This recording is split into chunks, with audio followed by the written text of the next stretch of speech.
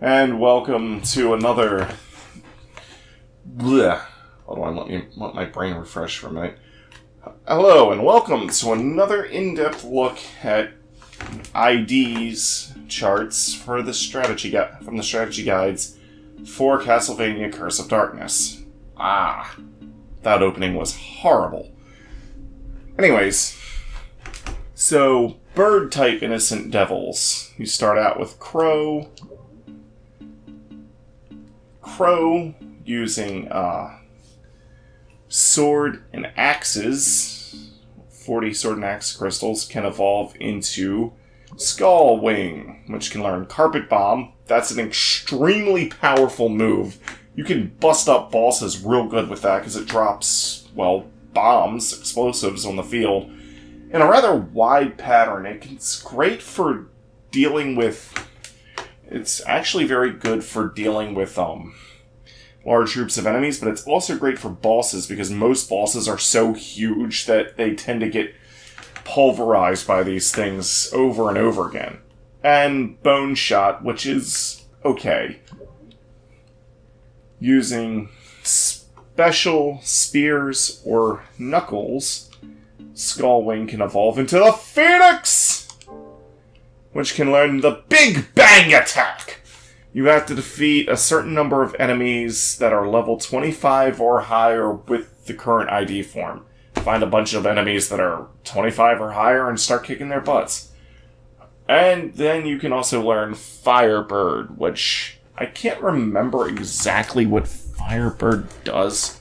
Let me look in my guide for a minute.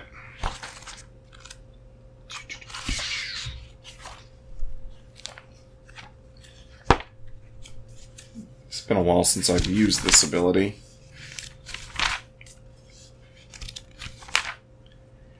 Okay, Firebird. It's just a really powerful fire attack. The Big Bang, however, damages all to 1/2 of max HP. I think there's something more about that, but I can't remember.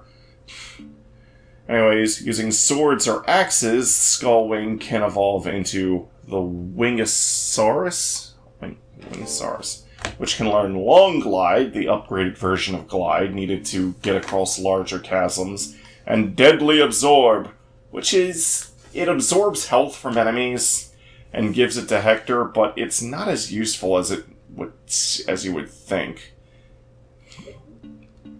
With special and swords and axes, you can evolve into Crimson, the Fire Dragon, which can learn Ignition Blow? Whatever. Ignition Blow. Which basically throws some fireballs at enemies. It's extremely powerful. And Flame Breath, which is a continuous breath of flames, kind of like that Wyvern boss did on us way back. Or, using spears or knuckles, you can evolve into Indigo, which can learn Icicle Shot and Blizzard Breath. This dragon right here is your best source of ice attacks, so if you're going for enemy weaknesses, this is probably your best bet long term. Anyways, going back down here, if we go the other way, using knuckles, specials, or lances, we can evolve into Goldfinch, which can learn Call Traps. Call Troops. This scatters a whole bunch of mines or explosives all over the place that blow up when people step on them or whatever. One interesting thing about Goldfinch that's not mentioned here is that it basically helps generate gold. Like, every time it attacks or whatever, it seems like it poops out gold. I don't exactly know what's up with that, but it's really interesting. It's a great way to get money. Using any weapon will evolve Goldfinch into Chaos. That thing looks nasty.